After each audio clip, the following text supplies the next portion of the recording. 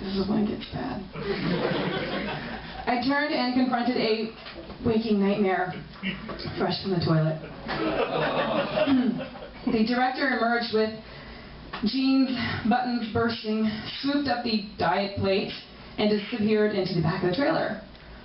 Did I really just see that? I'm afraid I had. Now, out of view, I could still hear him gobbling and slobbering up the diet plate, which was obviously one serious misnomer. I turned to walk out, and then the beast called out, "Come in here." "Thanks," I offered meekly, "but I really should go." And that's when it happened again. "Don't you know who I am?" He ticked off a few of his bigger box office blockbusters, hoping to jog my memory, and I couldn't help myself.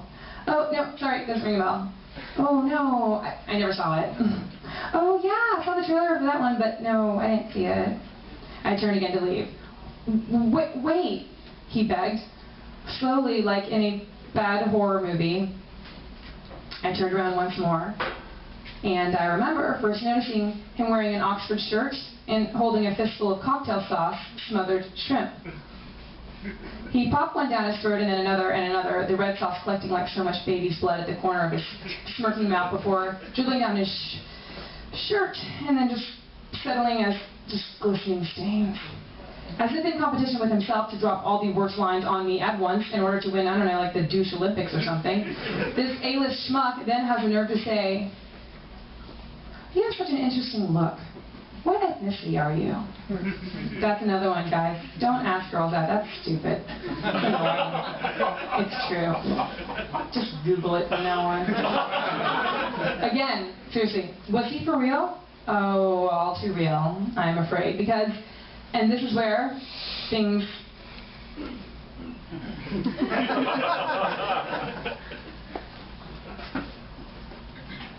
It's getting to get bad.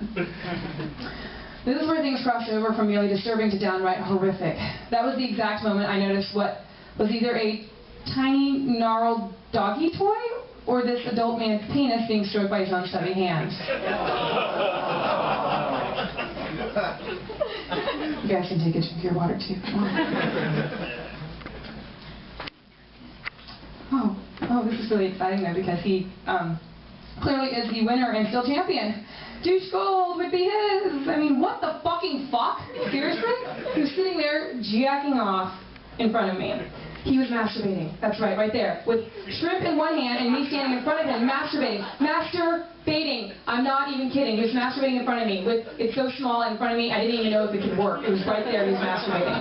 And dude, I gotta say, he was going for it. Furiously pulling at the tragic stuff. Before I could even begin to make sense of the whole deal, he was moaning, and then just like a fucking fire hose on steroids. A fire hose on, like the smallest fire hose you've ever seen on steroids. Like the fire hose that comes like your Lego set, like on a little Lego that comes out. Like a fucking fire hose on steroids. The Mount St. Helens of man juice, I swear to fucking God. An eruption the size of which Los Angeles County had never before had the misfortune of bearing witness to. I am not being hyperbolic when I report to you with no small measure of dismay that this slob's cum hung from the ceiling. I could see it's made its way to the stereo and draped over the buttons.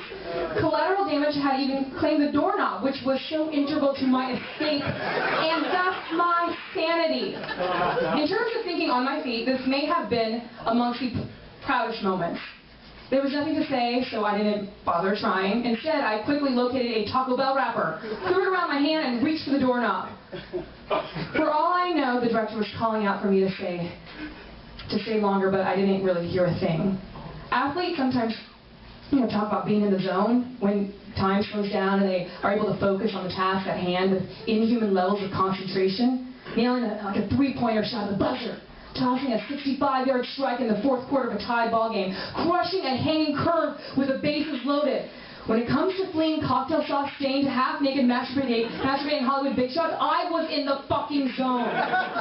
Before I knew what had happened, I was through the screen door to the other side, leaning safely against the wide side of the trailer. Straight up. We've all heard tales of the debauchery and Rome-like orgies that take place in eternally flesh-loving Los Angeles.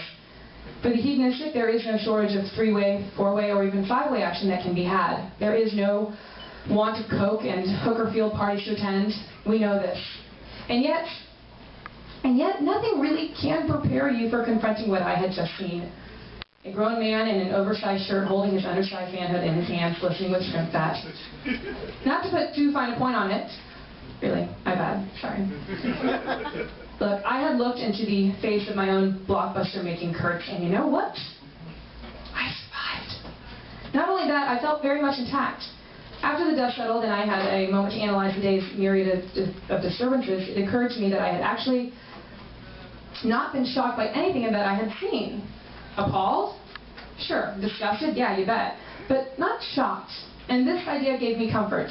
In an odd way, it was comforting to know that people you imagine oversexed, misogynistic pigs are, in fact, oversexed, misogynistic pigs. What the fuck are you carrying? You really want to know? Yeah. Fire for me.